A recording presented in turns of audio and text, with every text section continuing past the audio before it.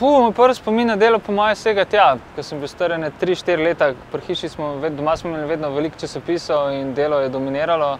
In mislim, da sem bil takrat približno tako velik delov format in sem se po njemu valil. Hkrati mi je pa to, rekel, izgledalo kot nekaj blazno zanimivega, zaradi velikih fotografij, zaradi velikih naslovov. In zelo hitro sem začel brati in zelo hitro sem seveda začel brati to delo.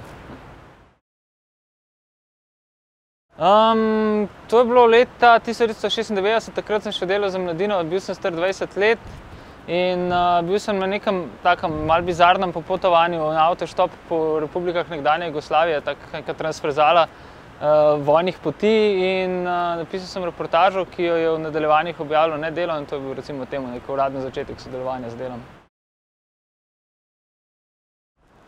Veliko je bilo zgodb, ki so me najbolj zaznamovale na delu. Vsekakor so vse povezane nekako z vojnami, ampak osebno mi je daleč najbolj ostala v spominu Sumatra, banda Ače, cunami decembra 2004 in potem poročanje januarja 2005, nekaj tednov potem, ko je tam umrlo 260 000 ljudi. To je bilo gotovo emocionalno in osebno največja in najmočnejša zgodba, ki sem v življenju delal, še posebej zaradi tega, ker sem bila s punco tudi sama udeležena v cunamiju.